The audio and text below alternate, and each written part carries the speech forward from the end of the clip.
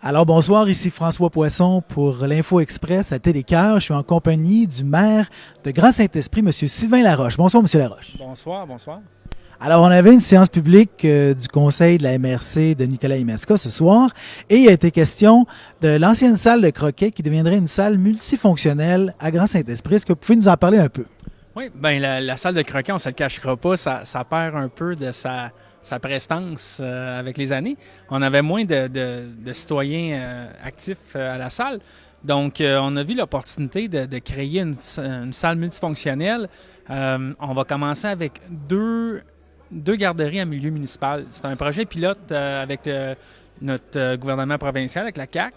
Puis, ils vont nous appuyer dans les garderies. On est à la recherche de 2 responsables pour chacune des garderies. Fait que c'est comme une garderie en milieu familial, mais municipal. Donc, c'est tout nouveau au Québec. On est quelques municipalités dans notre MRC qui vont y aller de l'avant.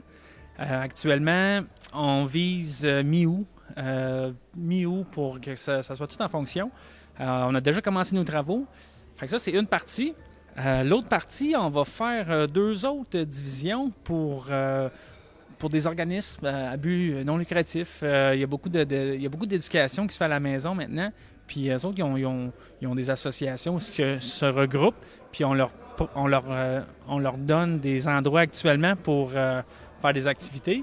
Ensuite, l'autre partie de la salle, ben, elle va être ouverte. Fait que ça va être une salle locative. Je sais qu'il y a bien des entreprises dans le coin qui cherchent des endroits pour faire des activités. Fait qu'on va avoir plusieurs salles à louer à nos citoyens, puis à la MRC. Donc, on parle d'un assez gros bâtiment, là, 2 garderies, des salles pour des EBNL, tout ça, des entreprises. C'est un bâtiment de quelle dimension à peu près? Le côté croquet qu'on rénove, ça a 55 par 150. Puis on va déménager aussi notre bibliothèque à l'intérieur. Fait qu'on va avoir un endroit vraiment spécifique pour notre bibliothèque. Fait que ça va être bien aussi. Puis les garderies, c'est à peu près 25 pieds par 25 pieds, mais ils vont avoir accès au parc, ils vont avoir accès à patinoire. Ben, à patinoire, oui. En tout cas, ils vont avoir accès à notre terrain. Ouais, c'est ça. Il était grandement, le club de croquet, là. C'était du croquet longue distance, tabarouette. Oui, on était bien chanceux d'avoir ça. Puis avec le fil du temps, les gens s'intéressaient moins à ça. Là, on avait d'autres projets de gens dans le privé qui voulaient venir utiliser la salle. La changer de fonction, mais on voulait vraiment la garder. Notre vision, c'était de la garder puis avoir des services multifonctionnels pour nos citoyens et non l'attribuer à seulement une activité qui viendrait toucher une certaine partie de la population. Donc là, c'est beaucoup les jeunes familles, les enfants. Est-ce qu'il y avait une demande particulière? Est-ce que ça va être seulement pour les citoyens du village ou vous élargissez un peu? Bien, je ne vous cacherai pas que le projet initial pour cet endroit-là, c'était une CPE. On a fait la demande de CPE, puis fil en aiguille, on ne l'a pas eu. Fait avec le provincial, bien, on a changé avec un projet pilote de garderie en milieu municipal. Donc, est-ce que il va y avoir combien de places? Bien, on va avoir entre 12 et 18 places à la garderie. Oh, moustique, se faire piquer. Ben, c'est quand même, en ces temps-ci où les parents ont de la misère à trouver des emplacements, c'est non négligeable. Vous partagez quand même certains services avec la municipalité voisine de Sainte-Monique. Est-ce que ça va être la même chose pour ces actifs-là? Oui, dans le fond, ce qu'on aimerait, c'est qu'on a au moins la moitié des enfants qui viennent du Grand Saint-Esprit, puis l'autre moitié peut venir de l'extérieur. On s'entend que c'est pas mal nos taxes municipaux qui payent pour ce bâtiment-là.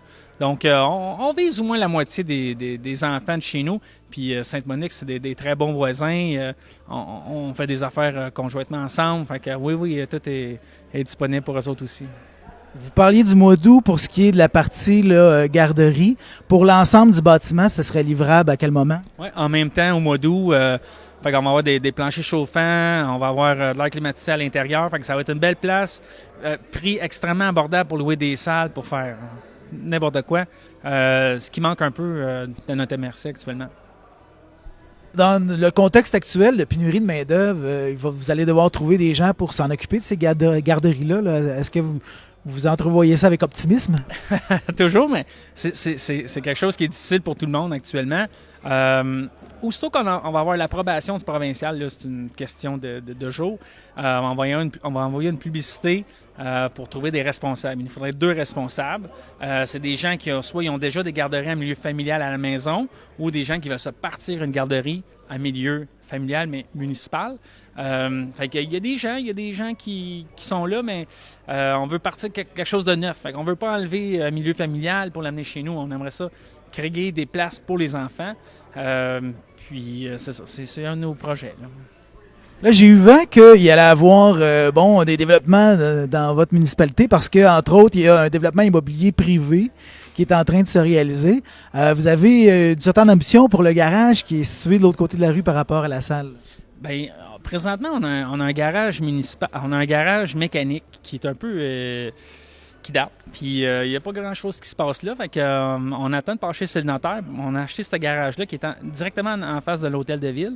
Puis avec ce garage-là, bien, on a plusieurs projets. La caserne est là aussi, située à côté. Fait que puis ça ferait un beau lien. Une petite piste cyclable du parc. En arrière, on a notre développement qui a une rue. Une première phase, comme vous dites, là, on a 22 siplex qui sont en train de se bâtir. Ça devrait tout être bâti d'ici 4-5 ans. Ensuite, c'est le centre de notre village. Fait que c'est extrêmement important pour nous autres d'avoir ce bâtiment-là pour être capable de faire des choses autour de ça. Puis on s'est fait approcher par des gens, des citoyens privés qui ont des projets aussi. Donc c'est le fun. Grand Saint-Esprit va changer dans les prochaines années, là. 24 siplex, ça fait quand même pas mal de monde, là. Qu'est-ce que vous entrevoyez, point de vue démographique? Il y a un gros projet qui s'en vient à Bécancour. Il y a une pénurie de manque de logement. Fait que nous autres, on va arriver avec des solutions. On va être prêts pour ces gens-là. Côté Aquaduc, assainissement des eaux, on est très bien grillé. Tout le monde est plugué à l'Aquaduc, au Grand Saint-Esprit, puis à l'assainissement des eaux. Donc, on est une belle municipalité en floraison. Est-ce qu'il va y avoir du logement social parmi votre parc locatif? Bien, c'est une discussion qu'on a commencé à avoir avec le provincial. Fait que je peux pas en parler pour l'instant, mais c'est un projet qu'on regarde, oui. Parce que oui, il y a des grands projets qui s'en viennent dans le coin avec la filière batterie, tout ça, mais en ce moment, disons qu'il y a une inflation ravageuse, donc les gens doivent composer avec ça. Donc, au niveau du logement, entre autres, c'est difficile. Oui, c'est une réalité pour le Québec au complet. Puis déjà qu'on est en manque de logement avant la COVID, puis l'inflation, on travaille là-dessus. On est une petite municipalité, on veut le bien de tout le monde, puis on a besoin de l'aide de notre provincial, puis ça va venir. Merci de nous avoir accordé cet entretien. Félicitations pour ce projet. C'était M. Sylvain Laroche, qui est maire de Grand Saint-Esprit. Bonsoir. Merci, bonsoir.